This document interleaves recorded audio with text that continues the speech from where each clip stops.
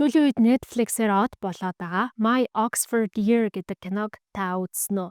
За яг энэ киноны тухай сонсохоор бидний мөрөөдлийн Oxford-ийн их сургууль, тэр гоё хот, оюутны амьдрал хамгийн гол нь өөрийнхөө нэгэн хэвийн амьдралаас холдоод өөр газар очоод бүтэн 1 жилийг өнгөрөөнө гэдэг бүр маш гоё сонсогдож байгаа. Тэгээ яг энэ ч гэсэндээ маш олон үзэгчдийг татж байгаа гэж бодож байна. За миний хувьд My Oxford Year гэдэг киног нь үзэхээс өмнө судлаад үзсэн чинь 2018 онд Julia Vallon гэдэг зохиолчийн My Oxford Year гэдэг нэртэй ийм номноос сэтгүүлж хийсэн кино юм байна. За тэгээд мэдээж ном ярьдаг суу учраас номыг уншлаа, киног нь ч гэсэн үзлээ. Тэгээд янз бүрийн бодол төрлөө. За тэр бодлоодоо бол бичлэгийнхаа хамгийн төгсгөлд нь ярих гэж бодож байна. За өнөөдөр тэгэхээр хэдүүлээ romance буюу одоо rom-com гэж ярьдаг те romantic comedy төрөл жанрын In My Oxford Year буюу одоо миний Оксфордод өнгөрүүлсэн 1 жил гэдэг нэртэй энэхүү номын талаар ярилцъя.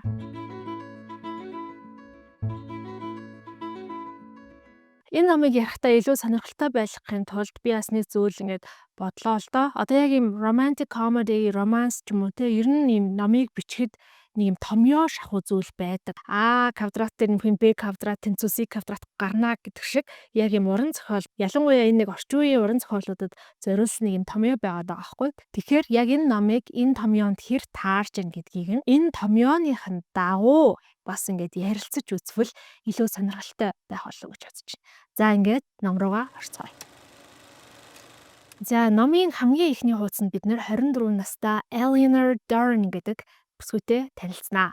Маш сонирхолтой юм тохиолдол гэх юм уу? Бидний яг өмнөх дугаард ярьсан номын маань гол дүрийн эмэгтэй бас Eleanor гэдэг нэртэй байсан. За энэ Eleanor-ыг болохоор нэрийн товчлоод Ella гэж нь бол өөрийгөө дуудулдаг. Ella болохоор Лондон хотын Heathrow нисэх онгоцны буудлын дээр дөнгөж газартаад байжсэн чинь утсан дуугарч байгаа. За авсан чинь Америкийн нэгдсэн улсын ерөнхийлөгчийн сонгуул болж байгаа юм байна л да. Ерөнхийлөгчийн сонгуул нэр дэвшсэн одоо нэг эмэгтэй нэр дэвшигч байгаа. За тэр хүн бол ер нь ранкаараа 2-т явж байгаа. Тэр нэр дэвшигчийн сонгуулийн кампанит ажлын удирдагч. За өмнө нь цагаан ордонд болохоор Chief of Staff ерөнхийлөгчийн тамгийн газрын дарга хийжсэн юм амар лаг хуцдаг. Тэнгүүтээ ингээд Эллатай ярьдаг. Чамтай бид нэр энэ сонгуулийн кампанит ажил дээр хамтарч ажилламаар байна гэд. Яад вэ гэсэн чинь Элла болохоор Atlantic гэдэг нөө сэтгүүл дээр нэг нийтлэл хэвлүүлсэн байна л да. Тэр нь боловсролын тухай. Ер нь бол боловсролын салбарт өгөх санхүүжилтийг ерөөсөө огтхонч бууруулж болохгүй тухай ийм нийтлэл бичсэн чинь тэр нийтлэл энэ хүний сэтгэлд айгүй хүрээд гүн сэтгэл үлдээгээд тэнгуүтээ нөгөө нэр дэвшигчтэй ярьж агаад ерөөсөө энэ залуу хүнийг өөрсдийнхөө багт нэгтгэе гэж ингэж шийдсэн байгаа. Энийгээ хэлж байгаа байхгүй. Тэгсэн чинь Элла болохоор өөрөө байлд. Би ингээд дөнгөж сая Англид газарччлаа. Би Rose гэдэг ийм scholarship тэтгэлэг авсан. Тэгээ би 1 жилийн хугацаанд Англид байна. Гэтэ та нар надад итгэж болно. Би эндээс ажиллаж чаднаа. Би зайнаас ажиллаж чаднаа гэдгсэн чинь нөгөө компанид ажлын удирдагч хүн болохоор за би чамд итгэж байна. Би ч гэсэн өөрөө залуу байхдаа над Rhodes одоо тэтгэлгийг чи аваад Оксфордд сурж ирсэн ямар гайхалтай тэтгэлэг гэдгийг мэднэ. Тэгвэл хэдүүл ямарсан хамтарч ажиллая. Бид нар ч гэсэн чамд яг наана өөрийнхөө тэр Оксфордд өнгөрүүлэх нэг жилээ хамгийн гоёор өнгөрүүлэх боломжийг аль болох хангаж ажиллахыг хичээнэ гэд. Харин чи төгсөнгүүтээ шууд Америкт ирээд манай энэ компанид ажилд шууд ерөнхийлөгчийн сонгуульд оролцох ёстой шүү гэсэн чи Элла. Тэр яг би нэг хүсэж байна гэдэг. Элла дотроо бодож авах. Миний бүр амьдралын бүх мөрөөдөл би илж байна. Би ингээд 13 настай байхаас хойш хүсдэг байсан. Оксфордын их сургуультай хамгийн нэр хүндтэй scholarship тэтгэлгийг нь аваад сурах гад ирсэн байна. Дээрээс нь буцаад очлоо. Би ингээд яг өөрийнхөө томьёог дуртай одоо хамгийн passionate гэж ярьдаг. Тэр салбартаа буюу боловсролын салбартаа ерөнхийлөгчийн багт орж ажиллах боллоо. Үнэхээр миний амьдрал бол яг миний төлөвлөсөн шиг болж байна гэж бодож байгаагаар эхлэл хэсэг нээлтийн дүрс нь харагданаа. За Эллагийн бид нар зан төрхийг эндээс шууд харчиж байгаа. Ер нь бол айгүйх юмаа төлөвлөдөг, амбицтай, өөртөө ихтэй юм бүсгүй байгаа. Амьдрал нь бол ойлгомжтой. Зам нь ч гэсэн угаасаа маш гэрэлтэй байгаа. За ингээд Элла онгоцны буудлаас гараад Оксфордын их сургууль руугаа явна. За номын хэсэгт бол ер нь Оксфордын их сургуулийн ингээд маш гоё дүрсэлсэн зургуудын, гудамжуудын зүлгэн ямар үнэртэйг нь хүртэл ингээд дүрсэлсэн байгаа. Би тэгэж дүрсэлж ярьж чадахгүй учраас та бүхэндээ хид хідэн Оксфордын их сургуулийг харуулсан зургийг үзүүлье. Оксфордын их сургууль бол маш сонирхолтой. 1996 он гэхэд Оксфордод хамгийн анх их сургуулийн түвшний хичээл зааж исэн гэдэг тийм нотлохой байд юм байна л да. Тийм учраас Оксфорд их сургуулийг 1996 онд байгуулагдсан гэж үздэг. Дэлхийн 2 дахь одоо хамгийн эртний их сургууль гинэ. Нөгөө их сургууль нь болохоор Итали улсад байдаг Болониагийн их сургууль. Энэ Оксфордоос 8 жилийн өмнө буюу 1088 онд анх хичээлээ зааж эхэлж ирсэн юм байна. За тэгээд Оксфордын их сургуулийн номын сан бол бүр маш алдартай 13 сая номтой гэж байгаа байхгүй. Тэгээд нэг Bodleian гэдэг нэг алдартай яг Оксфорд дотор аюул олон номын сантай байгаа шүү дээ. Bodleian гэдэг юм алдартай хамгийн эртний номын сан байдаг. Энэ номын санд жишээлбэл 1611 оноос хойш Англи улсад хэвлэгдсэн бүх ном хадгалаастай байдаг. Энийг болохоор би өөрөө судалсан юм а. Би ч өөрөө нөгөө номын хоббит болохоор бас тэгээс ч Оксфорд их сургууль юм угаас ямар гоё сонсогдож байгаа лээ те. Судлахаас өөр аргагүй. За ингээд Оксфорд их сургуулаараа очоод нэг юм татвар байранд сургууль дээр амьдрахаар болно. Очиж сүнх мөнхийг гаргаж тавьчаад тэр өдөржингөө юу ч идээгүй өсөж өөх гээд юм олжт гээд гарна. Ella. Англи улсын бол мэдээж хамгийн алдартай одоо хоол нь бол fish and chips байдаг те. Шарсан заагас, шарсан хүмүүс байдаг. Мэдээж Англид ирсэн юм чинь хамгийн ихний өдөр fish and chips идэж үзье гээд явж байгаа сургуультайгаа ойрхон нэг юм хоолны газар руу явж байгаа байхгүй. Тэгсэн чинь тэр хоолны газар руу явах замд нь хажуугаар нэг юм амар гоё машин дайрах шахаад гараа авчдаг. Яг л нөгөө англи чинь урсгал нь буруу байдаг те. Тэнгүүд яг Америк хүн шиг ингээд баруун тишээ хараа зам гарах гэжсэн чинь зүүн талаас нь машин ирээд дайрах шахаад. Тэгээд хөөе ханаас нь хашгираад үлдчихэж байгаа байхгүй. За тэгээд нэг юм fish and chips зардаг дэлгүүрт очоод ороод fish and chips-ээ захиалчаад хүлээгээ бэжсэн чинь гаднаас нэг залуу нэг хүүхний хамт орж ирнэ. Тэр залуу нөгөө хүүхэнтэйгээ ингээл жоохон тоглоом шоглоом хийгээл нөгөө хүүхэн нь нэг юм blonde шаргал үстэй тэгээд нөгөө тэнэг шаргал үстэй гэдэг нэг тийм өлөг олсон одоо stereotypical дүр байдаг штэ. Тэгээ яг л тийм дүртэй. Тэгээ тэр хүүхэнтэй ингээл юм яриад тэгэл маазрал байж байдаг байхгүй. Тэгсэн Ella ингээд fish and chips-ээ авчаад эргээд харсан чинь нөгөө гаднаас шаргал үстэй хүүхэнтэй хамт орж ирсэн залуу бас ингээд өөрийнхөө ингээд зас төмсийг авцсан эргэж харж тараад тэр хоёр мөрөлдөөд тэгсэн чинь тэр залуугийн одоо нөгөө ингээд тавган дээрээ тавьсан байсан кетчуп одоо гिच өөр юу гэдэг лээ тийм бүх амттай юм ингээд Эллагийн цаг цагаан цамцсан дээр наалтж байгаа. Элла амир уурлал хөөе гэл харсан чинь нөгөө машинаар дайрах шахсан залуу байдаг хгүй. Тэнгүүд Элла чи ингээд надаас уушлахгүй чадахгүй ямар бүдүүлэг ийм тийм гэж бөө хэрүүл олж байгаа юм. Тэгсэн чинь нөгөө залуу нь болохоор баг өөдөөс нөө яна хонгор мөн тийм үү би чамаа гомдооцно гэдэг ч юм уу нэг Эллагийн нүдээр ол сүйтгэнж юм гэж байгаа байхгүй. Тэнгүүд Элла чи бүр надаас уушлахгүй хэвээр яаж надтай сүйтгэнж чаддаг байна гэсэн чинь нөгөө залуу чи надаар уушлахгүй л гэсэн юм уу. За тэгвэл мэ гэсэн ингээд халаас ухаад 50 паунд 50 фунт гаргаж өгч байгаа юм. Тэгсэн чи Эллагийн бүр зүгүүд руугаа ерэн зэрэг хүрээд гэл ингээд гараа авчиж байгаа штэ. Уул нь бол тэр залуу ингээд амар гоё өндөр мэдээж амар гоё царайлаг, гоё хоолойтой, гоё машинтай, гоё хувцалцсан амар кул англи залуу байгаа хгүй. Гэтэ ингээд Элла дотор би өстө ийм залуучуудад амар дургу гэж бодоод за тэгээ татвар байрандаа эргэж ирж байгаа. Татвар байрандаа эргэж ирээд ингээд мэйлээ шалгасан чи ээжээс нь аюух олон мэйл ирсэн. Элла чи онгоцонд гайгүй явж хүрсэн үү? Оксфорд их сургуулаа олсон уу? Наа чи хэр юм байна? Чамд одоо хэцүү байна уу гэдэг ч юм амар олон тийм мэйл бичсэн. Элла болохоор тэр бүх мэйлүүдийг устгаад хамгийн сүүлийн мэйл рүү нь болохоор би зүгээрээ санаа зовлтгүй гэд нэг имэйл биччихэл компьютер хаажиж байгаа байхгүй.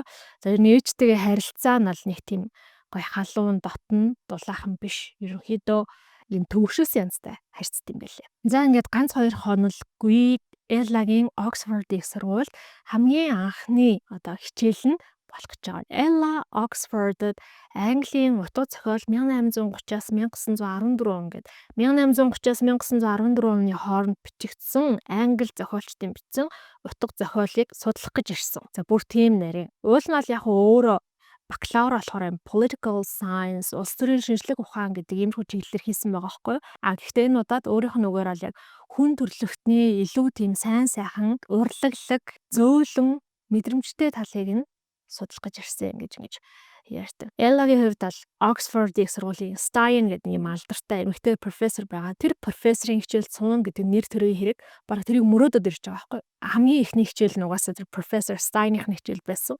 Ирээд суулаа. За магистрийн анги болохоор ч тэр юм уу Оксфорд болохоор ч тэр юм уу ерөөсөө 10 хэдүүлэхнэ За тэгсэн чинь Professor Stein гаднаас орж ирээд за сайн мэцхан ингээд ямар ч гэсэн та бүхэнд хэлэх нэг тав мэдээ байна. Юу болсон юм бэ гэхлээр би одоо сургуулийнхаа нэг ийм юмны захирал болохоор олчлоо. Тийм болохоор би өөрөө хичээл зааж амжихгүй.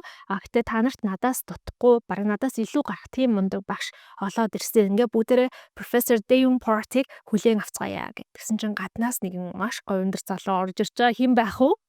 Нөгөө Эллаг дайрах шасан. Дараа нь цамцанд нь кетчуп наасан тэр залуу байдаг. Элла мэдээж эвгүй байдалд орж байгаа. Нөгөө залуу Эллаг хараад нэг таньсан ч таниагүй юм шиг дөр үзүүлээд хичээлээ зааж эхэлнэ. За хичээл номоо заахтаа бол ямар ч асуудал угаасаа мэдлэгтэй нь бол ойлгомжтой байна гэж байгаа. Харин Элла бол өөрийгөө тэр дунд амар тэнгээр мэдэрдэг. Би бүр юу ч мэдэхгүй юм шүү гэд. Яад үл тэр хамт сууж исэн бүх одоо сурагчид нь оюутнууд нь багшийнхаа асуусан асуултыг илүү гүн гүнзгий ойлгоод өгж байгаа хариулт нь ч гэсэндээ нарийн нандин юм бодцсон. Тэг айгүй мундаг хариултууд өгөөд байдаг. За тэр дондоо болохоор нэг охин бүр илүү айгуулаг байна гэдэг байгаа байхгүй. Тэгээ тэр болохоор Ella гэдэг нөгөө нэрийг мэдгүй учраас нэг хоч өгж байгаа шүү дээ.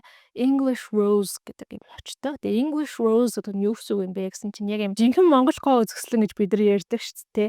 Тэрнтэй адилхан жинхэнэ англи гоо үзэсгэлэнтэй эмэгтэйг одоо англичууд өөрсдөө English Rose гэдэг юм байна л та. За тэгээ Ella тэнд өөрийгөө амар тэнгээр мэдэрч байгаа. Би ер нь юм сурсан юм уу? Би чи ер нь юм мэддэг билүү? Жаахан сэтгэлээр унах маягтай тэр хичээлийг дуусгана.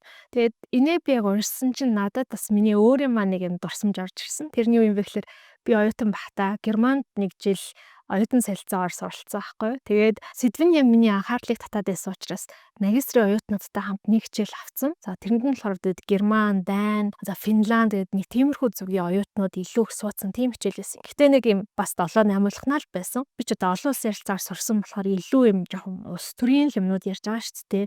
Тэнгүүд багш ингээл биднэрт дунд нэг асуулт тавиал. Тэгээд нэг юм Дани оюутан байсан юм амар өндөр хар хэлхэн готалтай. Тэрийг нүр амар сайн тагтаагаад тавцсан. Тэр оюутны ингээ хэлж байгаа хариултын сонсоод би баг ингээд ойлгохгүй юм чинь. Тэгээ би бас яг энэ Эллатай адилхан өөрийгөө ямар тэнийг юм бэ гэж тохойд мэдэрч ирсэн. За ингээ ямар ч гэсэн иймэрхүү зүйл болж байгаад Professor Davenport оюутнуудаа даалгавар өгдөг. Ер нь бол Оксфордод нэг даалгавар өгөхгүй. Би ч гэсэн та нарыг даалгавраар болохгүй. Гэхдээ одоо яг энэ удаад энэ даалгаврыг би та нараас авмаар байна. Тэр нь юу юм бэ гэхээр өөрсдөө нэг юм шүлэг сонгож аваад тэр шүлгийг уншаар ямар мэдрэмж төрж байна. Тэр мэдрэмжээ эссе болгож бичээд над руу мэйл дээрээ дараа нь би тэрийг уншаад хүн болгонтой туслаа уулзнаа гэдэг ийм даалгавар өгдөг. За ингээ хичээл тарах болсон чинь нөгөө Professor Davenport тэр Америкаас ирсэн оюутан үлдэж болох уу ярих юм байна гэж тэгж байгаа байхгүй юу. За тэгээ Элла үлдсэн чинь нөгөөд чинь профессор маань ирээд намайг James Davenport тэгээ Jamie гэж дуудаж олноо. Би хэд хоногийн өмнө ямар зан гаргасан да уушлалт гэсмээр байна. Би тийм хүн бишээ гэж тайлбарладаг. Гэсэн чинь Элла болохоор чи тэгээд яг тийм хүн биш гэдэгтээ итгэлтэй байна уу те гэд бас л шууд ингээл за зүгээр гэ хүлээж авахгүй. Элла ер нь бол бас зөрүүд гэх юм уу зантай. За ингээд цаашлаад дараагийн одоо хэсэг хэдэн өдрүүдэд бол бид нэр Эллагийн Оксфордт амьдралтай илүү их танилцж байгаа. За тэгээд Элла маань бол найзуудтай болно. За нэг найз нь болохоор яг Эллатай нэг татвар байрны одоо нэг хонгилт гэх юм уу нэг коридорт одоо хамт амьдардаг Charlie гэдэг гей залуу байгаа. За нэг нь болохоор Maggie гэдэг саяны Davenport-ийн хичээлд хамт суусан юм ягаан үстэй маш өрмөц цавцалтай тийм охин байгаа. За тэгээд Maggie, Charlie хоёрын найз Tom гэдэг энэтхэг Английн ирлиз ийм залуу байгаа. За ер нь энэ дөрөв ингээд нийлээд найзалдаг болцсон. За энэ донд болохоор бас нэг юм холион бантантай. Maggie нь болохоор Tomдоо сайн, Tom нь болохоор Maggie-г юусэн анзаардаггүй. Тэгээ ямарсан энэ хэд маань ингээ хичээлээ тарчаа Davenport-ын талаар ярьдаг байхгүй. Davenport ер нь амар хүүхэмсэг юм байлээ. Тэгээ дөрөөсөө 3 болцооны дүрмтэй гэдэг. Яадаг гэсэн чинь нэг эмэгтэй дээрээсээ 3 удаа болцоол тэгэл хайдаг байдаг гэл нэг тиймэрхүү юм сонсож байгаа байхгүй. Тэгэл Ella угаасаа л юм шалын ирчүүд байдаг. Би хизээч одоо өмнө нь зүрх сэтгэлээ шархлуулж үзэж байгаагүй. Надад энэ хайр дурлалын асуудал угаасаа ямар ч хамаагүй гэдэг ч юм уу тиймэрхүү бодолтой. Ella Professor Davenport-ийнхоо одоо Jamie-гийн өгсөн гэрээний даалгаврыг хийх гээд юм шүлгийн ном ингээ уншижсэн чинь Elizabeth Barrett Browning гэдэг нэг юм зохиолчийн Requirements of a Man эрэгтэй хүний шаардлага гэдэг нэртэй юм шүлгийг олж уншдаг байхгүй. За тэр шүлгийнх нь гол утга нь болохоор ер нь хайрт минь гэд нэг эрэгтэй хүн эмэгтэй хүнд хандаж хэлж байгаа. Чи намайг ингэж хайрлаа. Чи намайг бүх зүрх сэтгэлээрээ, бодлороо, мэдрэмжээрээ, байгаа бүхнээрээ намайг бодож исэн ч, босч исэн ч, сууж исэн ч, унж исэн ч, уйлж исэн ч хайрлах ёстой. Харин энэний чинь хариуд би чамайг хагас жифл хайрлыг. Яагаад гэвэл эр хүн угаасаа тийм чадвартай байд юм а гэдэг. Ийм утгатай шүлэг байдаг байхгүй юу? Тэгсэн Элла энэ яг нөгөө тэр Джеймид бүр яг тохирох шүлэг байд. Би зэнүүнгээр эсэ бичнэ гэх 5 хуудас эсэ бичээл шууд яваалцдаг. Тэгсэн чинь эсэнийх нь хариуд нь профессор Джейми маргааш 3 цагт миний ажлын өрөөнд хүрээд ирээ. Эсэн дээр чи ярих юм байна гэд хариулдаг байхгүй юу? Тэмүүд Элла дотроо бодоод за миний эсэг ингээ баргал бишрээд надтай ингээд илүү дэлгэрэнгүй ярих гад уулзч байгаа юм байна да гэж бодоод очсон чинь Джейми ер нь нэлээд юм ширүүхэн ярьдаг байхгүй юу? Чи яг миний өгсөн даалгаврыг хийгээгүй байна гэд. Тэмүүд Элла мэдээж шууд өөрийгөө хамгаална шүү дээ. Юу гэсэн үг лээ? Би тань руу ингээд 5 удаа явуулсан гэдэг ч юм уу. За тэгээд тэр хоёр уучраа ярьж байгаад ойлголцсон нь болохоор юу юм бэ гэхлээр Джейми болохоор ингээд шүлэг уншаад юу мэдэрснээ бич гэдэг даалгавар өгсөн байдаг. Элла болохоор юу мэдэрснээ бичээгүй харин бусад бүх зүйлийг энэ шүлэг бол одоо юм феминист ийм хөдөлгөөнтэй холбогдож гин, тийм юмтай холбогдож гин гэдэг илүү юм нөгөө баримттай, баталгаатай, академик гэсэн маягийн зүйл бичсэн. Нөгөө нь болохоор илүү мэдрэмжийг, сэтгэл хөдлөлийг мэдмээр байсан юм байна л та. За ингээ хар яр хийгээ байжсэн чинь гаднаас нөгөө English Rose буюу англи сарнай ороод ирнэ. За англи сарнайгийн нэрийг болохоор Cecilia гэдэг. Тэгээд Элла болохоор энэ Cecilia, Jamie хоёр хоорондоо одоо үерхдэг ч юм уу, явуулдаг ч юм уу ямар нэг юм холбоотой юм байна гэж боддог. За хэд хоногийн дараа Элла найзуудтайгаа ингээ уулзаад юм ярьсан сууж яснаа. Ерөөсөө пабд орж үзээгүй гэдгийг хэлдэг. За англи улсад бол яг энэ pub гэдэг соёл чи өөрөө бүр маш том соёл штэ тий. Англи, Ирланд, Шотланд гэдэг чинь pub-аараа алдартай. Ямар сандал манай хотод хүртэл одоо Irish pub, Ирландын pub гэд зөндөө байх хэрэгтэй. За тэгсэн чинь найзууд нь энийг сонсчоод хөө чи англид байж ич тэгээд англи найзуудтай байж ич pub орж үзээгүй хахтай юм бэ. Бид нар чамаа pub өнөөдөр заавал авч орно гэд. The Eagle and the Child гэдэг нэртэй pub руу авч ордог байхгүй. За тэр pub нь болохоор бас аюу алдартай pub юм байна.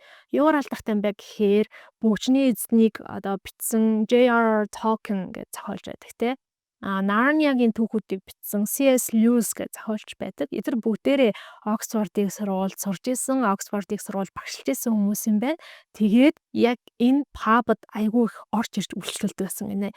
Тэгвэл Эллагийн хувьд тэр нь ч гэсэндээ маш тийм гоё онцгой сонирхолтой. За тэгээд pub-д ороод pub-ын соёлтой танилцаа байж исэн чинь нөгөө Cecilia, English Rose бас найзуудтайгаа явж идэг. Тэгээд Cecilia тэр эдэг хэдүүлээ бүгд хамт суйлтаа гэж урнаа. За ингээм хамт суугаад тэд хоорондоо янз бүрийн юм ярилцаад drinking game гэж байдаг те. Нэгээ шийтгэхэд уулгадаг. За тэгж уулгаад нэлээд согтоод халаад байжсэн чинь Cecilia-гийн нэг найз нь ер нь Америкчуудыг за тэг эмэгтэйчүүдийг үзэн яддаг юм шиг болж таарад тэгээ ингээд Эллаг жоохон үг хэлээрээ идээд гэсэн чи Эллагийн дургуун хүрээд нөгөө залууч олон юм яриад харна баруун гараараа нэг шанаат чад тэгээ хийсэн зүйлдээ өөр ингээ бантаад тэр пабас гүгээ гарчиж байгаа байхгүй юу. Тэгээ ингээ пабас гүйж гарчаад пабын хажуутлын ханыг ингээ наалцсан. Яа ёстой нэрийн ирчүүд тэгээд амандаа өглөөд байж исэн чинь бид нар яасан гэд нэг л танил нөгөө гой хоолой сонсогдно. Хин байх вэ?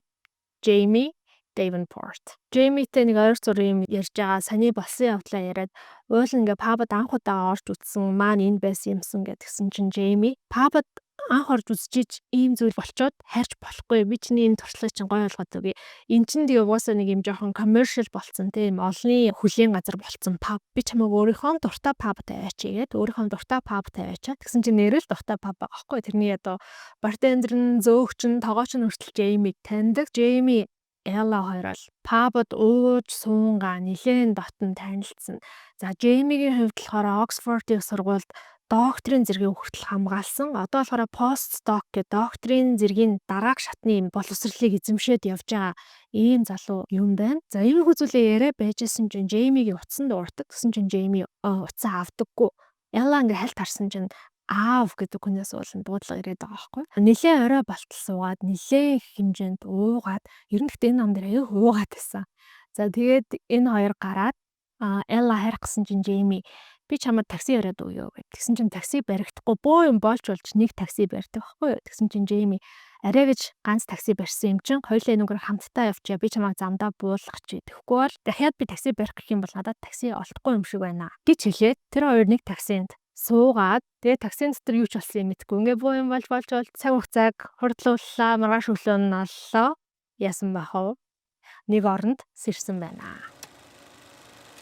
Өглөө нь бас Jamie Ellad хэлж байгаа байхгүй. Ella би ингээд чиний урмыг хуглах гэсэнгүү чамайг би ямар нэгэн байдлаар хуурах ч юм уу те одоо маргандаа оруулъя гэж бодоогүй. Гэхдээ би нэг зүйлийг хэлхэн зүв байх. Би ямар нэгэн юм харилцаа хүсэхгүй байгаа буюу үерхийг хүсэхгүй байгаа гэдгсэн чинь Ella би ч гэсэн үерхийг хүсэхгүй аа. Би угаасаа 6 сарын 11-нд тэтгэлийн хугацаагаа дуусахаар Америк руугаа явна. Надаа ингээд аль хэдийнэ санал тавьсан хүлээсэн ажил байгаа. Тэр ажлаа би очиж хийн.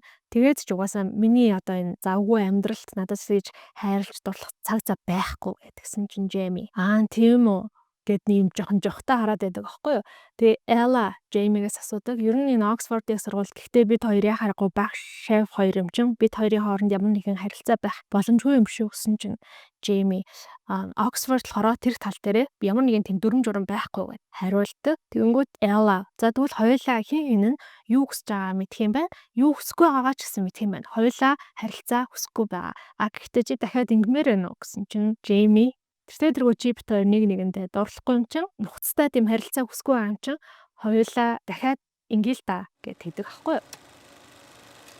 За ингээд 6-7 хоногийн туршид энэ хоёр маань Oxford-ийн их сургуулийн болон их сургуулийн эргэн тойрны зөндөө олон газар хаасайгүй юу яана. За энэ талаар би одоо өөр илүү зүйл нэмжил хийж яах вэ? 6-7 хоногийн дараа нэг өдөр Jamie Ella руу залгаад хоёулаа өнөөдөр орой 7 цагт тэнд уулзъя гэд газар цаг тавладаг аахгүй юу.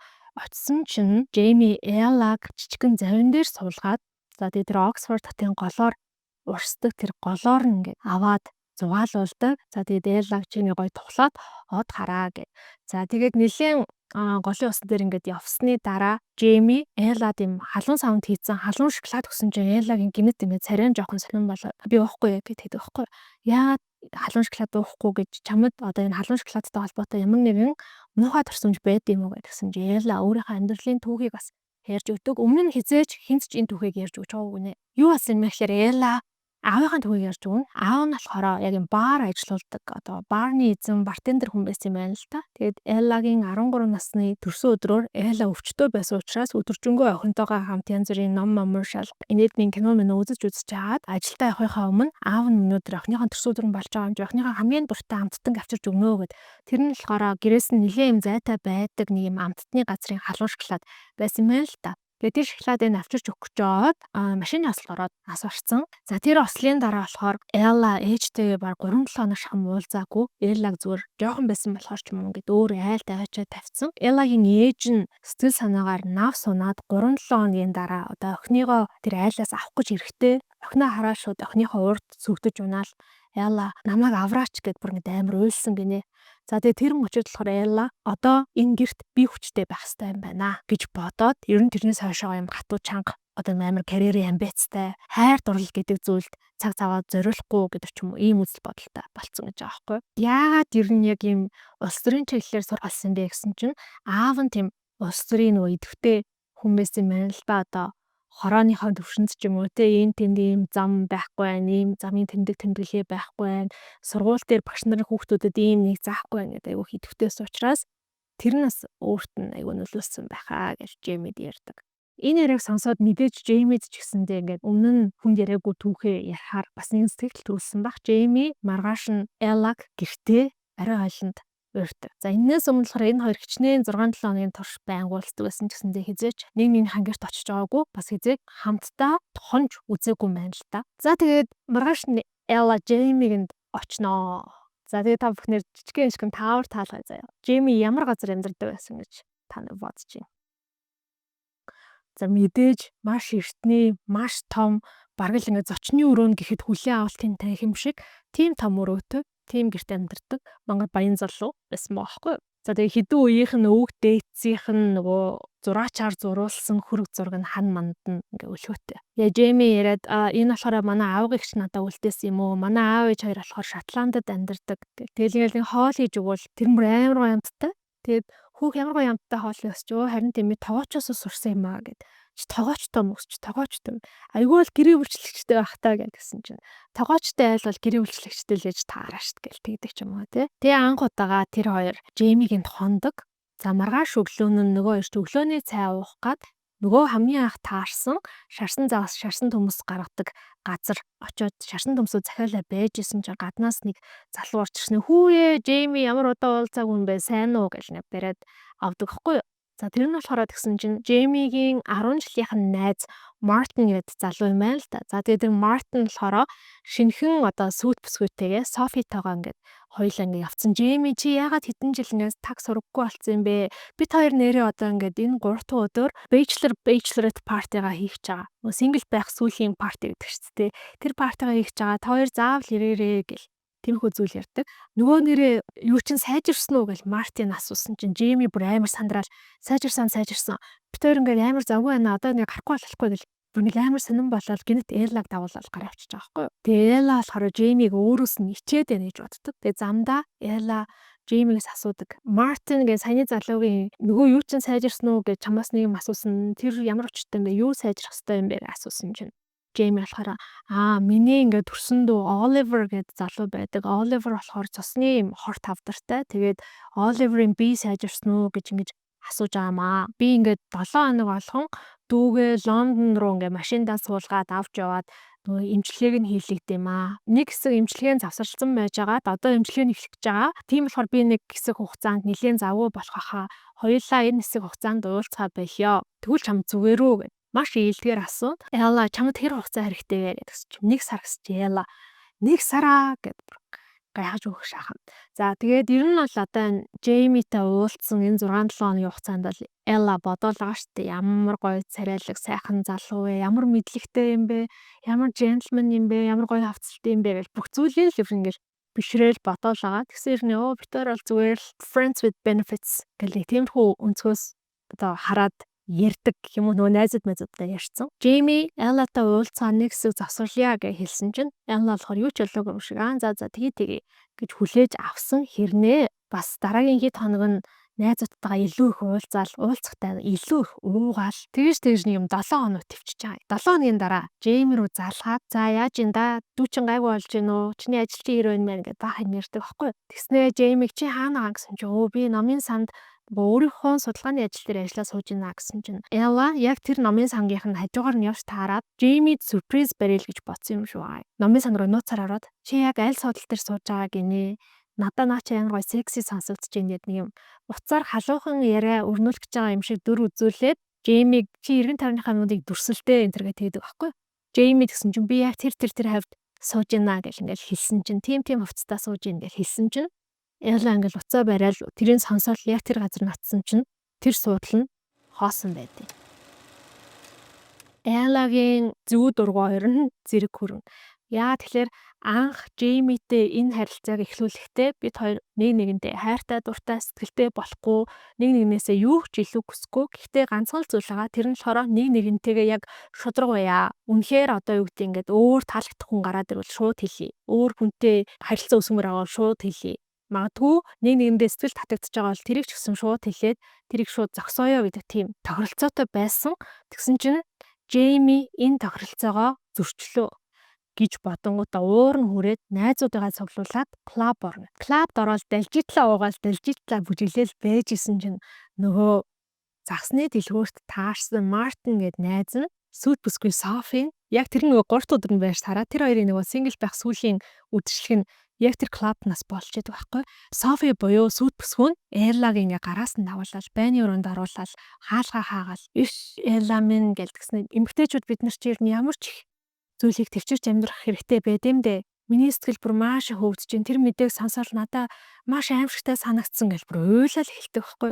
Тэнгүүд Элла дотроо бодоод энэ яг нөгөө Мартин гээд сүт залуу нь хараар нь тавьсан юм байна гэд бодоод байжсэн чинь яриа нь бүр нэг л өөр болоод явцсан. Тэрний хойноос маш их харамссан энэ төргээд тэгвэл Мартин чиний араар чинь тавиагүй юм уу чи юу яриад байгаа юм бэ гэсэн чи үгүй би Джеймигийн талаар ярьж штэ гэд Джейми яасан гэсэн чинь Джеймигийн дүүн ийм хорт тавдраар нас орсон гэсэн чи сонсоогүй юм уу гэдгсэн чинь Элла угаасаа л Джеймид нэг юм хууртагдсан мэдрэмжтэй байсан дээрээ бүр илүү хууртагдсан мэдрэмж аваад юу яриад байгаа юм бэ? Тэр дүүгээ Джейми чин 7 хоног болгон Лондон руу авч явж эмчилгээнд оруулж байгаа зү. Гээд бодонгуудаа шууд тэнд бүх зүйлийг хайж хараад Джеймигийнх руу очоод даалган тогшгүй шууд гэрлүүн орсон чинь Джейми унтлахын өрөөндөө тэр нэг юм солигчийн хувцастай эмэгтэйтэй хамт байна гинэ. Сувлагчийн хувцастай эмэгтэй нь ингээд өөдөөс нь тонгооцсон. Тэнгүүд Элла тэрийг юу ч харж байгаа вэ гэхээр энэ нэг юм сувлагчийн хувцастай юм хүүхэнтэй юм халуухан цагийг өнгөрөөж гинэ гэж боддог. Тэгээд яг ингээд лавшруулаа харсан чинь тэр нь юм жинхнээсээ сувлагчийн хувцастай хүн Джейми орон дээрээ хэвтцэн тусал залгуулад байж идэг. Тэрийг хараад Элла бүр гайхаад тэгсэн чинь Джейми ч гэсэн тэр мөчд Эллаг харангуйта чи энд юу хийж байгаа юм бэ? Яах гэж ирсэн? Яг одоо эндээс гар гэд. Яалаа тэгсэн чи энэ юу болоод байгаа юм бэ? Хоёулаа нэг нэгнтэйгээ шудраг байна гэж амласан биз дээ. Чи яагаад надад энэ бүхний тайлбарлах байгаа юм бэ гэсэн чинь нөгөөх нь чи яг одоо гараад өгөөчтэй гэж ингэ Джейми хашгирчж байгаа байхгүй. Тэгсэн чинь Элла гомдоод гараал ингээд пүүж байгаа юм. Яг ингээд гэрийнх нь үүдээр нь гараа шатаар нь гарч ирсэн чи хойноос нь хөрх юм. Джейми гарч ирэл Элла намайг уушлаарай гуй гэдэг байгаа байхгүй. Эргээ харсан чинь Джейми яа харахгүй ингээд би энэ амар муудсан, цонхийцсан тэг ингээд шатны хажуу талын бариулаас нь бүр ингээд атгцсан өөрийгөө тэгж түшиж зогсоож байгаа. Элла мэдээж Джеймигээс өөртөө нь шудраг байхыг юу болоод байгааг үннээрээ хэлхийг шаардна. За тэгээд Джейми ч гэсэн үннээр нь хэлдэг. Яг үнэндээ бол өөрөө multiple myeloma гэнэ. Цусны тийм плазма эсийн хорт авдар гэж ойлгосон. За ийм хорт авдартай энэ нь бол бүр маш тийм хүнд идэвхшгүй хорт авдар юм байна. Тэгээд Oliver гэдэг дүү нь бол үнэхээр яг ийм хорт авдартай байсан. Гэхдээ дүү нь нас барсан. За тэгээд өнгөрсөн 6-7 хоногийн туршид бол Джейми ингээд химийн эмчилгээ хийлгэж агаад сүүлийн 7 хоногт нэр нь биеийн жоохон муудаад биеийн жоохон дийлхэ болоод ирэхээрээ Эллад энийгээ мэдэгдүүлэхгүй тулд уулзаа болъё гэж хэлсэн. Ер нь бол анх тэр нэг одоо хувцсанд нь кетчуп наагаад машинаараа дайрах шахсан өдөр болохоор хорт авдар нь идрэх шатандаа явж ирсэн эргээд идэвчээд ирсэн байна л тэр мэдээг сонсцсон байсан юм байна л да. Тэгээд сэтгэл санаа нь тийм тавгүй байсан гэж тайлбарлана. Элла гэсэн чинь чи тэгээд яагаад надтай хамт байхдаа ингээд тураагүй эсвэл бөөлжөөгүй эсвэл яа чиний өсчөн унаагүй байгаа юм бэ гэд маш зөв асуултыг асуудаг. Джейми болохоор зарим хүмүүс ингээ өснө химийн эмчилгээнд дундгүй юм бэлээ. Тэгээд тэр нь болохоор яагаад гэдгийг хинч мэдэхгүй зүгээр л нэг зарим хүнд тийм даваа талтай байдаг гэж тайлбарладаг байхгүй юу. За тэгээд Элла болохоор чи яа надад хэлээгүй юм бэ гэдэг ийм асуултыг мэдээж тавина шүү дээ. Тэгэнгүүт би болохоор чамайг өөртөө ийм бэлэг болгохыг хүссэн юм аа. Чи бол миний шагнал байсан юм аа. Чи бол миний одоо bon voyage party гэдэг аахгүй. Чи бол миний bye party байсан юм аа. Тэгвс үхэхээс өмнө цагийг хамт гоё өнгөрүүлэх хүн байсан юм аа гэж би ойлгосон. За энийг сонсоод Элла бол уурлаад харнаа. Ингээд нэг хэсэг хугацаанд Элла жоохон эморалтай байгаа. Талархлын баяраар гэхээр 11 сарын сүүлээр Лондонд явж байгаа. Лондонд ингээ явж агаад гинэт Джейми дээр очихоор шийднэ. Угаасаа ер нь Джеймид сэтгэлтэй болцсон. Энэ бүх зүйлийг нь сонсоод бодох тусам одоо Джейми дээр очих ёстой. Хажууд нь байж тулж түших ёстой юм шиг санаатаад Джейми дээр очиод тэр хоёр нэгнээсээ өөрчлөлгүйгээд эвлэрдэг. За тэгээд Джейми бол Оливер дүүгийнхаа түүхийг ярьж өгнө. 4 жилийн өмнө Оливер гэдэг дүүн 21 настай байхдаа яг энэ цусны плазмасын хорт авдар гэдэг өвчнийг тусаад 2 жилийн дараа нас орсон. Дүүгээ нас барснаас 1 жилийн дараа Джейми өөрөө бас нэг юм санамсаргүй байдлаар хорт авдартай гэдгээ мэдээд тэрнийхэн дараа болохоор үүдэл эсийн эмчилгээ хийлгэсэн юм шиг байна. Тэр үүдэл эсийн эмчилгээ нь аюул сайн зохиод уул нь хорт авдар нь ингээд remission гэж ярьдаг те багасж исэн. Хавдрын эс нь багасж исэн. Тэгсэн чинь тэр нь жил орчмын дараа буцаад эргээд ирсэн нь одоо юм байгаа юм байна л да. Одоо болохоор ер нь төлөвлөгөөнийг яах юм бэ гэхээр энэ өвчин бол эмчилгээгүй гэдэг нь ойлгомжтой. Тэгэнгүүт Джейми болохоор 8-7 хоногийн туршид химийн эмчилгээ хийлгээд тэрнийхэн дараа буюу зул сарын баярын дараа дахиад үүдэл эсийн эмчилгээ хийлэхгүйгүй юу гэдгээ шийднэ гэж байгаа байхгүй. Джеймигийн хувьд бол үүдэл эсийн эмчилгээг нэг тийм таата өнцгөөс гарахгүй. Тэртээ тэргүй эмчилгээгүй юм чин энэ эмчилгээг хийлээ гэд нэг нас нь л жаахан уртсан. Гэхдээ амьдралын чанарт нас яаж нөлөөлөхийг мэдэхгүй. Дээрээс нь энэ эмчилгээг хийхээр ингээ бүтэн сар эмнэлэгт яг юм ганцаараа тусгаарлах хэрэгтэй болтго юм байна. Нөгөө тийм дархлаа мархлааны асуудалтай болчдөг. Тэгэхээр хийлгэсэн мэдэхгүй байгаа гэж Эллад ярьдаг. За дээрээс нь бас Эллад энэ өвчнөө хэлэхгүй байх нуух шалтгаан нь юу гэсэн бэ гэхээр за нэгдүгээр надад л гэж боддог байгаа байхгүй яа харахгүй нэг 6-7 хоногийн өмнө л танилцсан. Тэгээ Friends with Benefits харилцаатай байсан хүн нэг нэгэндээ бас ийм өвчнөд энэ гэдгийг хэлэх нь хангалттай нэг юм дотносоогүй байгаа ч юм шиг те тэгж хэлэхэд Джейми болохоор өөрөө би ингээд чамтай хамт байхдаа өвчнөө мартдаг байсан. Би яг эрүүл хүн шиг байж чаддаг байсан. Тэр мэдрэмж нь надад таалагддаг байсан гэж хэлж байгаа юм. За тэгээд Джейми, Элла хоёр үргэлжлүүлж яриад Джейми ч тэр Элла ч тэр энэ харилцаагаа үргэлжлүүлэхийг хүсэж байна. Энэ өвчин байлаа гэд энийг хоёул олж мэдлээ гэд бидний харилцаанд юу ч өөрчлөхгүй. Тийм болохоор хэрвээ чи хүсвэл би цаашаа үргэлжлүүлэхэд бэлэн байна гэж Джейми хэлдэг байхгүй. Тэгэнгүүт Элла би ч гэсэндээ энэ харилцааг цаашаа үргэлжлүүлэхэд бэлэн байна. Би цаашаа үргэлжлүүлэхийг хүсэж байна. Гэхдээ энэ удаад би чиний найз охин болмоор байна гэд. За ингээ энэ хоёр маань найз охин, найз залуу хоёр болж байгаа. За цаашаа үргэлжлүүлж яриад Эллагийн хувьд болохоор Америкийн Ohio мужид төрж өссөн. Тэгээ Вашингтонд их сургууль сурсан. Тэрнээс өөрөөр бол нэг тийм аялж үзээгүй. Америкаас нөгөө гарч үзээгүй юм байна л да. Тэгээд яг одоо Англид, Оксфордын их сургуульд энэ 100 сарын баярын дараа бүтэн 1 сар юм оюутны амралт болдог. Тэгээд энэ 1 сарын хугацаанд Элла Европоор тойрон аялье гэдэг ингээд бодсон байсан. Энэ тойрон аяллахын тухай Джеймид ярьдаг байхгүй. Би Парис ороод, Амстердам ороод, Брюссел ороод гэдэг ингээд ярьсан чинь Джейми ингээд сонсч ирсэн. Джеймигийн хувьд бол угаасаа Англид амьдрэх юм чинь зөндөө их аялж үзсэн байж таараш тий. Чи ингээд Парис орчоод тэр хот руу орохгүй бахтай яа тийм. Брюссел орчоод Брүүж орохгүй явах гээд байгаа юм. Ёстой надад аялч юм болохгүй юм байна. Чи ингэж аялж болохгүй. Чи яг зөвхөн юм жуулчдын л явдаг газраар явах гээд байна ингээд. Тэгсэн чи Элла тоглоод түүл чи надтай хамт явчихл та тийм их мэддэм бол чи миний хөтөж олоо авчихсан чинь Джейми тэгэл да би чамтай хамт явъя нэрээ миний хамгийн сүүлчийн химийн эмчилгээ 12 сарын 16 тэгээ ингээ 3 хоног гэртээ амарчих юм бол миний бие гайгүй болчихно хоёлаа тэгээд хамтдаа аялье шийддэг. 12 сард Оксфордын их сургуульд Blenheim үдшилэг гэдэг юм маш том, маш алдартай үдшилэг болд юм байна. За энэ үдшилэгт явах нь бол нөгөө Эллагийн 3 найзын хувьд бол баг мөрөөдөл. Тэгэд энэ үдшилэн болохоор хамгийн баян хүмүүс, хамгийн гоё хувцас өмсөж цуглараад хамгийн тансаг үдшилгийг зохион байгуулдаг. Тэгэнгүүт урилган ч гэснээр тийм амархан болтохгүй шүү дээ. Элла болохоор Джеймиг ингээ ятгаж агаад өөртөө Джеймид болон 3 найзтай ингээд урилга ахуулцдаг. Джейми болохоор явах дурггүй.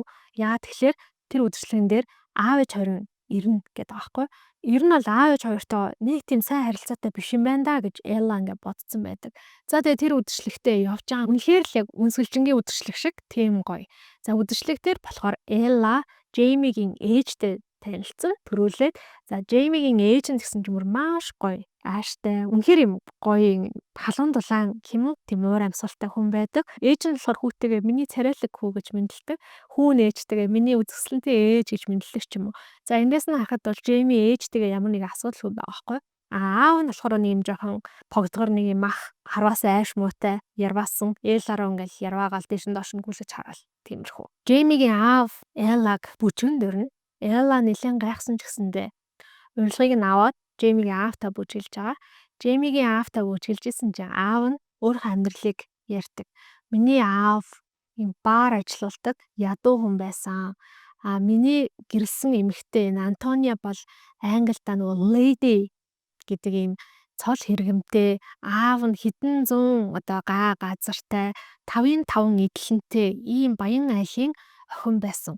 За тэгээ гэрэлсний дараахан манай эхнэрийн аав нь нас орсон. Тэгээд нас орсны дараа бид нар юу болж мэдсэн бэ гэсэн чинь тийм 5-5 эдлэн газрыг одоо авч явна гэдэг чинь цаанаа ямар их өөршөр дагуулт юм бэ гэдгийг олж мэдсэн. Хичнээн ингээд гаднаа баян юм шиг боловч цаанаа айгүй өөршөртэй байсан.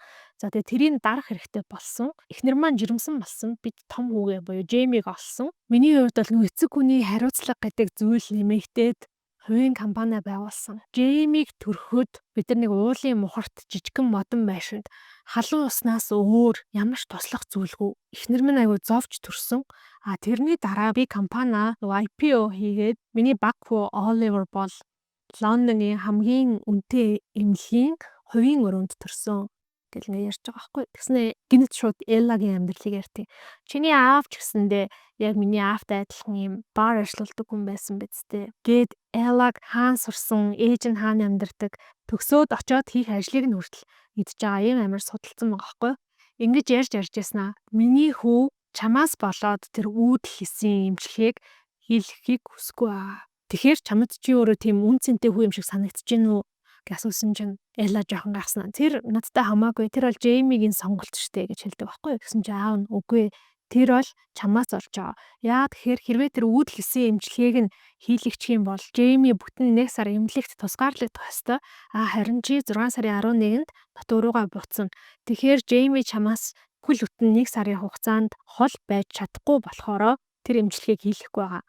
Гэхдээ чи сонсчий 6 сарын 11 болоод энэ хугацаа дуусангууд чи гэртээ буцаад очин чамайг ингээ бүхэл бүтэн амьдрал чинь хүлээж байгаа. Чиний амьдралын тийм гэрэл гэгээтэй урт зам чамайг хүлээж байгаа. Гэтэл 6 сарын 11 хүртэл миний хүү амьд байх юм уу те? Чи миний хүүг одоо магадгүй ээжтэйгээ өнгөрөөж болох сүүлчийн 100 сарын баяраар нь аваад Европ явах гэж байна. Европт очиод та хоёр дураараа идэн, дураараа унтан, бие ядраа. Тэрний дараа чамд эрүүл сарвал тэр амьдрал чи үлдэнэ. Миний хүү харин ямар байхыг хэлж мэдэхгүй. Чи яваад өгнө. Миний хүү амь насаараа хохирно. Бид нар болохоор чиний энэ хувиа хичээсэн шийдвэртэй чинь эвлэрч амьдрна. Гэсэн чинь Элла тэгсэн ч гэсэн энэ бүхэн Джеймигийн сонголт гэж хэлээ тэндээс уурлаад гар авчиж байгаа байхгүй. За ингээ 12 сарын 20 болно. Джейми, Элла хоёр Европынхаа аяллыг эхлүүлэх гэж байгаа. Джеймигийн машин цуцсан, бүх зүйлээ төлөвлөсөн, бүх юмаа захиалсан, хамаг мөнгөө төлсөн. Оксфордоос дөнгөж хөдлөөд 30 км явж исэн чинь гинэт Джейми жолооныхаа ард тухайн алдаа унцдаг. Элла бүр арай гэж машиныг нь зогсоогоод арай гэж түргэн тасламж дуудаад Джеймиг эмнэлэгт хүргэнэ. За юу болсон бэ гэсэн чинь Джейми бол сүүлийн хэд хоног ер нь бие нь нилээн юм таархан байсан юм байна. Тэгээд Эллатай хамт Европ руу явна. Тэр аяллаа цуцлахгүй тулд Эллагаас тэр бүхнээ нууцсан. Асар их тийм цус багталтанд орсон. Сүүлдээ тэр нь бүр гүндрээд ингээ ухаан алдсан ийм зүйл болдог. Джейми Эллагаас манай аав хоёр битгий хэлээрэ гэж гуйсан боловч Элла ийм чухал зүйлийг аав ээж нь ялангуяа ээж нь мэдгүй болохгүй штэ гэж бодоод Джеймигийн аав ээж рүү уцсдаг. За Джеймигийн аав ээж хоёр бол тэр даруй шууд ирээл боож шахна. Аав нь Джеймиг загнаал чи харж гин үү? Миний өвгөнд орохгүй тэнэглэлчин юунд хүргэснийг хараач. Чи одоо жаргалтай байна уу гэд хүүгээ нилээ ингээд загна. Хүүн болохоор миний юу их нь танарт хамаагүй гэдэг ч юм уу те. Тэгсэн чи аав нь чи үүдэл хийсэн эмчилгээ хийлэхгүй гэд эмчтэйгээ ярьсан юм уу? Чи яа хийлэхгүй гэж чи үүдэл хийсэн эмчилгээ хийлэхгүй бол ядаж тэр нэг шинэ туршилтын эмчилгээг нь хийлгээд тэжтэй гэдгсэн чинь Джейми тэр туршилтын эмчилгээ чинь тэгээ ямар гаж нөлөөтэй гэдгийг би мэдэхгүй. Тэгээ ямар ч гаж нөлөө гарч магадгүй. Миний хажууд Элла байгаа цагт би Эллад тийм гаж нөлөө үзүүлмээргүй гэсэн чинь Эллач тэр Джеймигийн аавч тэр гинт уурлаад Элла энд ямар хамаатай юм бэ? Буу юм болоод эцэст нь Джейми за яг би тэр шин туршилтын эмчилгээ хийлээе. Гэхдээ ганцхан болцолтой. Та хоёр ерөөсөө миний тэр эмчилгээнд оролцохгүй. Надаас яаж нийж ийн? Эсвэл одоо ингэдэг гэдэг ямар ч тийм хэлэхгүй гэсэн чинь аав хоёр нь зөвшөөрөөд за ингээд дараагийн сар гарan хугацаанд Джейми тэр туршилтын эмчилгээг хийлэгдэг. Элла болохоор Джеймигэнд нэг унтлагын хугацаа бариад очсон. Тэр бүх хугацаанд Джеймигийн хажууд асарч халамжлаад сургуультаа яваад найзуудтайгаа уулзаад нэг иймэрхүү байдлаар амьдардаг болно. За Джеймигийн биед бол нэлээд том юм өөрчлөлт мэдээж гарч байгаа. За зарим үед бол нөгөө тасралтгүй бөөлжөөд нойлоо тэврээд 0-той хоногч өдрүүд байсан гэдэг ч юм уу тий. За ингээд нэг сар гаруй хугацаа өнгөрсний дараа болохоор Эллагийн төрсөн өдөр болж байгаа. Джейми болохоор би чиний төрсөн өдрөө чамайг нэг гоё газар авч явмаар байна. Европын маань аялал цуслагдсан юм чинь чамайг гоё газар руу авч явахыг зөвшөөрөөч гэдгсэн чи Элла яг миний хийсэн газар руу явах юм уу гэж Джеймигээс асуусан. Джейми болохоор явнаа гэдгсэн чинь тэгвэл Шотландд байдаг танаа аав ээжинд очие гэд Джейми хичнээн дургу байгаа ч гэсэндээ Эллатай хамт аав ээжиндээ очихоор шийддэг. Эллагийн хувьд болохоор Джеймигийн ээжтэйгээ өнгөрөх тэр жаахан цаг хугацаанаас нь хомсолж байгаадаа гимшсэн учраас тэрийг бас сайруулах гэсэн юм шиг байгаа юм. За тэгээд машин оноод Шотланд руу явлаа. Дахиад та бүхнээр таавар таалахъя. Шотландд очисон чинь дайшин нь ямар байсан бэ? За мэдээж орд харштэй хідэн ч гэр үйлчлэгчтэй хідэн ч харуул хамгаалалтын ажилтнтай хувийн тоогооч муугаачтай. Тэгсэн чинь хамгийн хөөрхөн нь Эллагийн төрсөдөр болж байгаа учраас Джейми нөгөө гурван найзтай нь ярьж тохирсон. Charlie, Maggie, Tom гуравтай ярьж тохирсон. Тэр гурыг бас нуусаар авчирсан. Эллад сюрприз барьж байгаа хүн болгон Эллад ингээ гой бэлэг өгөөд тэгсэн чинь Джейми болохоор би өөрийнхөө бэлгийг чамд дараа нь тусдаа хувьдаа өгнө гэж хэлдэг. Джейми аавтайгаа нэг их юм үг солихгүй, нэг харилцахгүй ингээ байдаг. Тэгсэн чинь самсаргүй байдлаар Джейми аав хоёр нь хоёулаа тэдний одоо байшингийн доор байдаг дарсны зойронд очиж дарс сонгох гэж явж байгаа таарад за тэгээ тэр хоорондоо ярьж байгаа яриаг нь болохоор Элла Джеймигийн ээж хоёр санамсрыг бас нууцаар сонсчдөг байхгүй юу.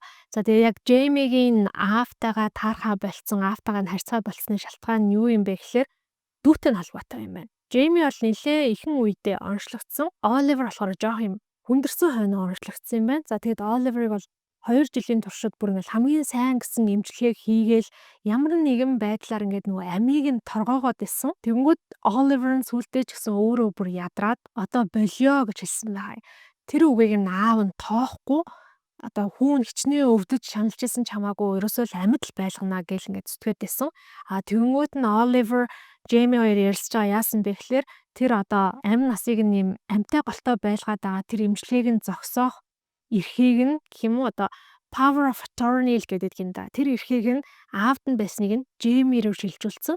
Хамгийн эцсийн мөчид дүү нь одоо ингээд зүрхэн зогсонгоо за одоо энэ хүнийг сэргээх үгүй юу гэдэг тэр асуултыг Jamie-гээс юмч асуухад Jamie болохоор үгүй одоо түүнийг явуулъя гэж ингэж хариулсан юм байна л та. Тэнгүүд аав нь болохоор тэр үед ингээ амар уйлаад яагаад Oliver өөхөх ёстой юм бэ гэж хэлсэн гинэ.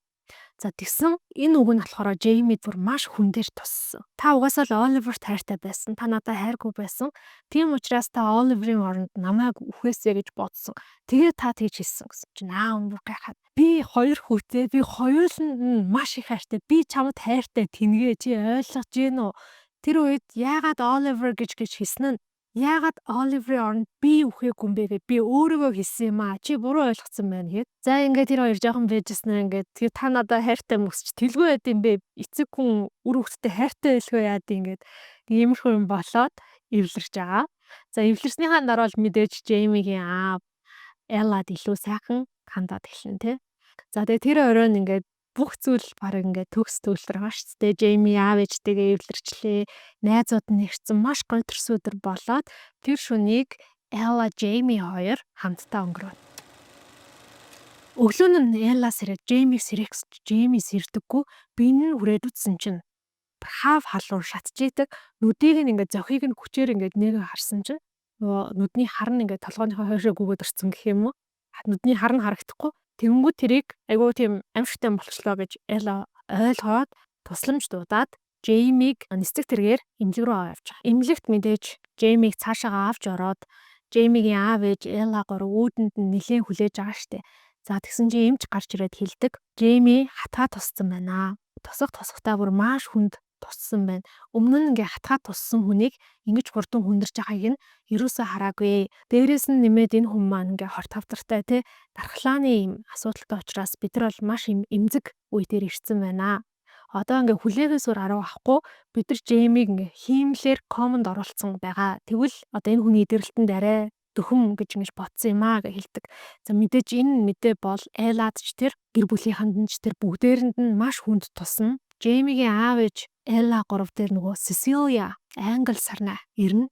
За тэр болохоор Oliver-ийн сүд бүсгүй байсан юм байна. Oliver-ыг яг эцсийн мөч хүртэл нь харж халамжилж хажууд нь байсан. Тэр байртаа бүр ингээд Oliver-ыг хорт тавтартай гэдгийг мэдснийхэн дараа сүү тавьсан.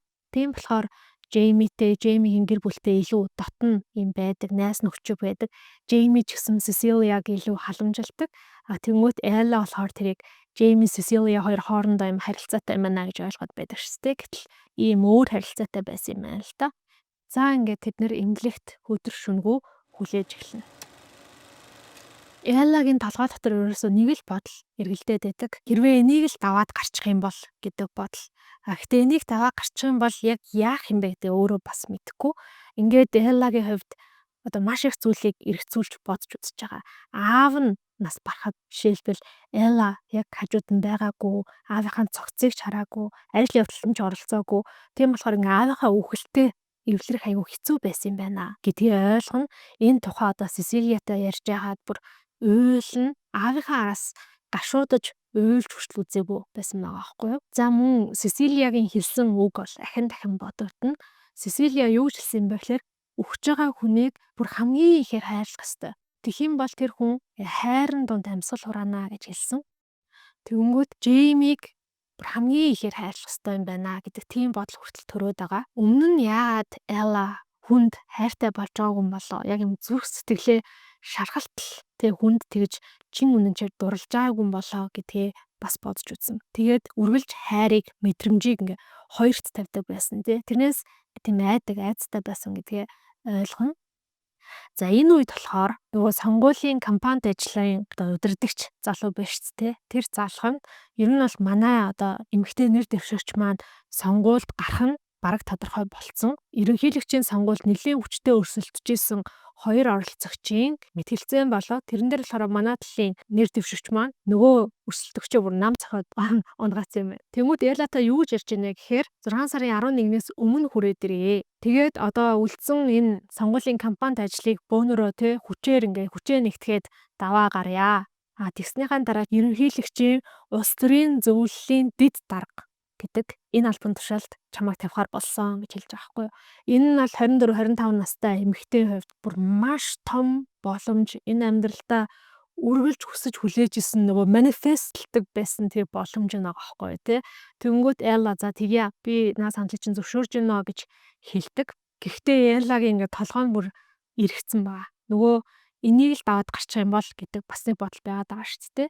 За ингээд эмнэлэгт Элла хувцас солих гээд чумдаанаа ухаад утсан чинь чумдаанаас нь Джеймигийн өөрт нь төрсөн өдрөөр нь дараа нь өгөө гэдсэн тэр бэлгэнд гарч ирдэг. Тэгээ тэр бэлэгт нь болохоор нэгдүгээрт нь Джеймигийн өөрийн гараараа бичсэн яг өөрийнхөө зохиож бичсэн шүлгийн ном байдаг. Өмнө нь энэ хоёрын дунд нэг юм яриа өрнөжсэн байхгүй юу?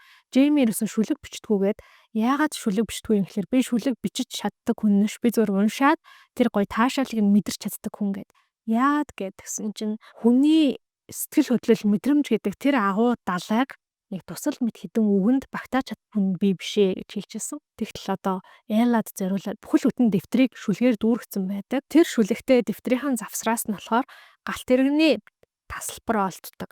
Одоо энэ 3 сард бас Англид урт хугацаатай тийм оюутны амралт болд юм байна. Энэ амралтын үеэр Эллаг Европоор аялаасаа гэж хүсээд Европын бүх газар руу явж болох. Тийм бүтэн сар бүх галт тэргээр үнэгүй аялах гэх юм уу?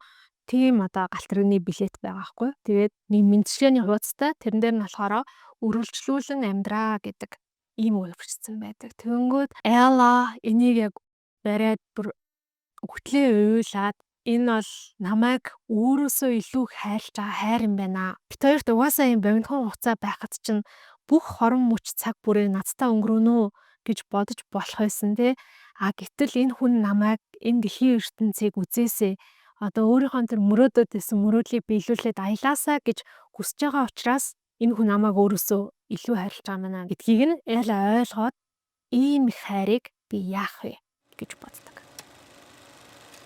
За ингээ буцаж ирээд Сесилиятай Джеймигийн аав ээжтэй хүлээгээ байжсэн чинь эмч нь гарч ирээд инээмсэглээ жоохон гайхан Джейми сэрцэн мүү гэдгсэн чинь Джейми сэрээгүй. Джеймигийн хатгаа бас эдгэрээгүй байгаа. Гэхдээ нэг юм сайн мэдээ байна. Юу юм бэ гэхээр цусны шинжилгээг нь аваа үзсэн чинь цусных нь ямар эсийнх нь тоон ингээд ийм тийм болцсон байсан. За тэгээ тэр нь болохоор юу гэсэн үг юм бэ гэхээр хавдрынх нь эс нь юм багасцсан. Бүр огцон багасцсан юм сайн мэдээтэй байна гэд мэдээж бүгд баярлна. Элла эмчээс гуйсаар агаад ухаангүй байгаа Джейми дээр орно. Джеймис тэгээ ярина. Джейми чи хичээгээд тисээд тэмцээд энд үлдчихээ. Тийм бол би ч гэсэн чамтай хамт үлднэ. Хэрвээ чи надтай үлдэх юм бол би чамтай хамт үлдэнэ. Би чамайг хайрлана гэд буюу Элла ч гэсэндээ эцэст яг өөрийнхөө шийдвэрийг гаргаж байгаа. Тэр эмнэлгийн өрөөнөөс гараад шууд ерөнхийлөгчийн кампанит ажлын удирдагч руу залгаад би буцаж Америк очихгүй гэдгээ хэлдэг. За ингээ байжсэн чинь удалгүй Джейми сэрнэ. Джейми сэрээд Eleanor Джейми хоёр бие биендээ би чамд хайртай гэдэг одоо тэр нандин үгээ хэлснээр намын ерөнхий үйл явдал дуснаа. За хамгийн төгсгөл хэсэгт нь хизээч юм мэдгүй магадгүй хэдэн сарын дараа магадгүй хэдэн жилийн дараа Джейми Элла хоёр хамт аялж байгаа маш үзэсгэлэнтэй газруудаар зөндөөч хамт аялсан. Энэ аялал цаашаа үргэлжилнэ. Гэхдээ Элла энэ цаг хугацаа хязгаартай гэдгийг мэдж байгаа. Хязгаартай байх тусмаа илүү үн цэнтэй. За тэгээд энэ номон дээр бас нэг юм тогтмол гарсан нэг одоо ном байгаа. George Eliot гэдэг зохиолчийн Middlemarch гэдэг нэртэй ном байгаа. Энэ номыг одоо Элла Оксфордод суралцах хугацаанд уншаад Оксфордыг төгсөх дипломын ажлаа энэ номын талаар бичсэн. Энэ номон дээр гардаг нэг өгүүлбэр одоо Эллагийн амьдралын урай болцсон гэх юм уу. Тэр үгнээс надад аюух таалагдсан. I will learn what everything costs. Бүх зүйл ямар үнэтэй байдгийг би олж мэднэ. Хүний хийсэн үйлдэл сонгосон сонголт бүр тодорхой хэмжээний үр дагавартай байдаг те. Тэгвэл хүний хийсэн үйлдэл сонгосон сонголт бүр ямар нэгэн үр дагавартай байдаг. Эллагийн сонголтын үр дагавар юу вэ? Нөгөө талаасаа хайр дурлал, туршлага ямар үнэтэй вэ? Бүх зүйл ямар үнэтэйг мэдэж авна. За ийм ном байла. Одоо би хувийнхаа үзэл бодлыг хэлэх гэж байна. Хэрвээ энэ ном эсвэл энэ кино таалагдсан хүмүүс байвал яг одоо бичлэгээ зогсоогоод гараад өөр бичлэг үзээрэй. Баярлалаа. Баяртай. Хүн үлдсэн болов? Надаа яг үндэ энэ ном, энэ кино нэг таалагдсан гэ. Тэгээд яагаад таалагдаагүй юм бэ гэхээр өлег болсон дүр, өлег болсон үйл явдлууд айгүйх байсан гэх юм уу? За жишээлбэл бүгдээрээ нэг юм солонгос кино үзэж байгаа гэж төсөөлөхөд нэг ядуу охин, нэг баян залуу байла тий. Тэр хоёр яах вэ? Би эндээ дуурлана. Тэнгүүд баян залуугийн ээж нь яах вэ? Дугтуутаа мөнгө өгөн. Гэхдээ хамгийн сүүлд нь яах вэ? Тэр хоёр нийлнэ гэдэг ч юм уу. Угаасаа нэг юм ойлгомжтой өлег болсон зүйлүүд аюух хасан. Америк охин Англид ирж байгаа юм чи яах вэ? Мэдээж англи залуутай дурлалцсан. Тэр англи залуу нь яах вэ? Мэдээж царайлаг, өндөр гоё, sophisticated, educated мундаг залуу байна. Тэр залуухан гэрт нь оцсон чинь яах вэ? Амар баян байна. Тэр залуу нэг нууцтай байна. Тэр нь юу аах вэ гэдэг ч юм уу. Нэг юм бөөн клишэ өлег болсон үйл явдлууд байгаа байхгүй юу? Дээрээс нэмээ дөрүүд нь айгу ихтгэл үнэмшлэхүү. Жишээлбэл Элла 24 настай охин. Тэгээд Atlantic-ээс сэтгүүлд ганц нийтлэл бичингүүтээ бүр амар лаг ажил мэжилд орж марууд. Тэгснээ тэр нь болохоор нэг сардаа нэг хэдэн удаа уцтаад хоорондоо яриад тэр ажлаа хийгээд байгаа ч юм шиг. Гол дүрийн эрэхтэй Джейми нь болохоор бүх зүйл нь төгс яж яхад баян найзуудын дүр ч гэсэндээ нэг юм. За энэ хүнийг нэг найзтай болохгүй гэж бодоод зохиоцсон дүр юм шиг. Нэг нь гей, нэг нь нэг юм чин сэтгэлээсээ эмгтэй найз, нэг нь болохоор нэг гадаад найз. Тэгээ заавал байх хэвээр. Гэх мэтчлэн асуудлууд дээр нэмээд тэр ээжтэйгээ харилцааг нь яагаад гаргасан юм болоо гэдэг би юусаа ойлгоогүй. Анх уул ингээ ээжтэйгээ нэг таагүй харилцаатай байна гэж гаргасан шүү дээ. Хоёрдугаар асаас хойш юу н бараг дахиж дурддагтаагүй. Тэгээ тэрийг аюух гайхсан. Чехийн бөө гэд нэг юм ойлголт өгдөн шүү дээ. Хэрвээ ямар нэгэн жүжиг зохиол одоо юу ч гэдэг нь нэгдүгээр үзэгдэл дээр бөө харагдсан бол, бөө гарсан бол гуравдугаар үзэгдэл дээр тэр бөөг ямар нэгэн байдлаар ашиглана гэдэг ийм одоо уран зохиолын ойлголт гэх юм уу байдаг. Тэнгүүд энэ ном дээр ч одоо тэр Чехийн бөө нь Элла ээж хоёрын харилцаа байсан. Нэгдүгээр үзэгдэл дээр харуулсан. Тэгэд буудахгүй байсан бол яах гэж харуулсан юм бэ гэж бас бодсон. За хамгийн гол нь Оксфордод өнгөрөөсөн 1 жил гэдэг ном хэрнээ нэг ихний хэсэгтээ Оксфордыг л нэг сайхан дэлгэрэнгүй дүрсэлж өгсөн. Тэрнээс хойшоогоо энэ Оксфорд бараг нэг тийм чухал үүрэг гүйцэтгэгээгүй юм шиг санагдсан. Өөр ямар ч хот байж болох юм шиг санагдсан. Гэхдээ нэг гоё даваа талаас нь болохоор яг уран зохиол, шүлэг гэх тийм нарийн нандин зүйлүүдийг бас үе жижигэн хэсгээр нь оруулж ирсэн. Тэр нь л аягүй гоё санагдсан. Нэлийн үн төглөөд шүмжлээд байгаа юм шиг боловч би яг өөрийнхөө хувийн бодлыг ярьж байгаа учраас бас хэлчихье. Надаа хайрын түүх нь жоохон үнэмшлгүй санагдаад уулзаал нэг үзий ячсан амар хурдан юм Friends with Benefits харилцаанд орсноо тэр нь бүр юм агуу хайр болоод хувирсан. Яг го тэрийг ингээд зохиолч маань эсвэл нэг юм хүн итгэхээр гоё гаргаж өгч чадаагүй юм болов гэж бас бодсон. За тэгээд хамгийн сүүлд нь ихэд уучлаарай гэхдээ кинонд бүр дордуулж хийсэн юм шиг санагдсан. За тэгээ энэ миний субъектив бодол шүү гэдэг та бүхэн маань санаарай. Зарим хүмүүс байцаатай цавийн дуртай, зарим нь дургүй байдаг. Хинийх нь ч буруу биш те. Дараагийн бүтэн сайн тэгээ бүгдээрээ дахин нэг сонирхолтой номоор уулзъя. Энэ дашрамд нэрээ намайг кофегоор дайлсан бүх хүмүүст маш их баярлалаа. Та бүхнээс маш их урам авч байгаа. Хэрвээ намайг одоо кофегоор дайлах эсвэл дэлгэцэн дээр гарч байгаа дансны дугаараар дайлж болно. Тэгээд дахиад баярлалаа.